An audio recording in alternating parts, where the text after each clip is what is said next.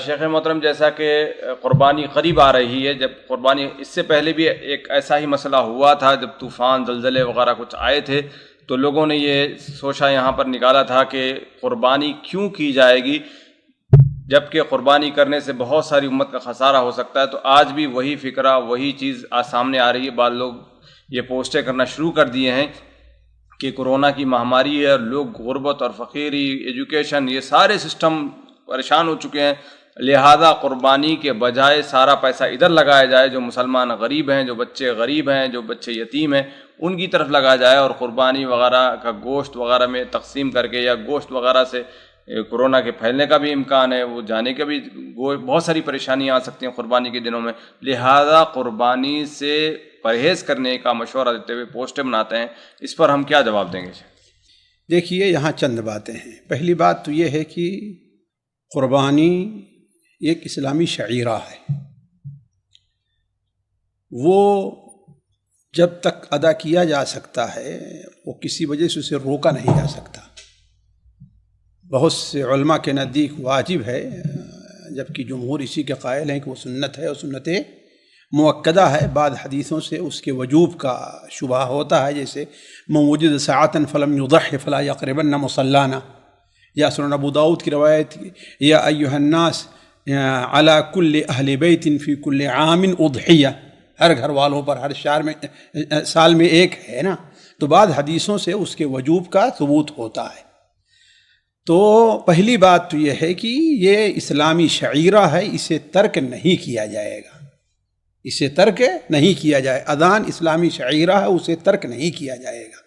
نماز اسلامی شعیرہ ہے، اسے کسی مشغولیت، آج ہم نماز کے لیے ہمیں وقت نہیں مل پاتا ہے، وقت ملتا ہے تو ہماری اتنی تنخواہ کٹ جاتی ہے، اور جس کی وجہ سے ہمارے بچوں کو کھانا نہیں رہتا، تو کیا نماز چھوڑ دے گا؟ ظاہر بات ہے، یہ غیر معقول سی بات ہے۔ یہ الگ مسئلہ ہے کہ نماز ارکان میں سے ہے، اور قربانی کیا ہے، وہ سنت یا واجب یا سنت مؤکدہ میں سے ہے۔ لیکن جہاں تک ایک شعیرے کا تعلق ہے، اس کا ادا کرنا امت کے اوپر کیا ہے، یہ واجب ہے۔ یہ تو پہلی بات ہے۔ دوسری چیز یہ ہے کہ کیا اگر قربانی نہ کریں اور وہ پیسہ قومی فنڈ میں دے دیں تو قوم کا مسئلہ حل ہو جائے گا؟ ذرا سوچیں آپ، قوم کا مسئلہ حل ہو جائے گا؟ قطعاً نہیں حل ہوگا۔ اور جو شخص ایک بکرے کی قربانی کر سکتا ہے، میں سمجھتا ہوں کہ اس کے پاس اور بھی پیسے ہیں، وہ اپنے بچوں کے خرچ میں کوئی نہیں کرنا چاہتا، اپنے روزانہ کھانے کی اور اس کی جو ڈش ہوتی ہے اس میں کوئی کمی نہیں کرنا چاہتا، صرف ایک اسلامی شعیرہ کے ادا کرنے میں، اسے کمی کرنے میں غریبوں کا مسئلہ حل ہو جا رہا ہے۔ تو یہ دلوں کا کھوٹ ہے جو ان کے دلوں سے نکل رہا ہے۔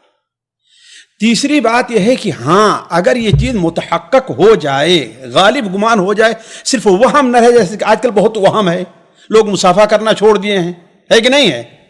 لوگ مسجد کے اندر گورنمنٹ کہتی ہے 1 میٹر 1.5 میٹر تو 2 میٹر دور کھڑا ہونا شروع کر دیے ہیں، ہے کہ نہیں ہے؟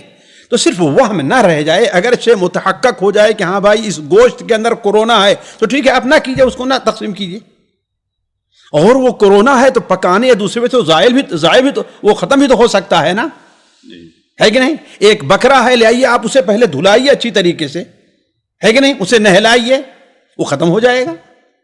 تو علا کل حال یہ حجتیں جتنی پیش کی جاتی ہیں خالص دنیاوی دنیا داری کی ہیں، اسلام کے ایک شعیرے سے چھٹکارے کی ہیں۔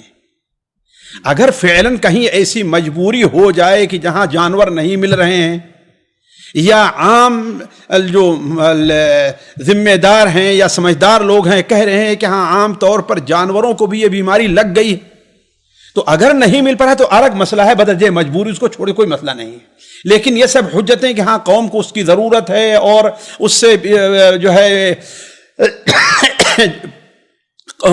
حاجت مند لوگ زیادہ ہیں، وہاں دینا اس سے اہم ہوگا، یہ بات قطعاً غلط ہے۔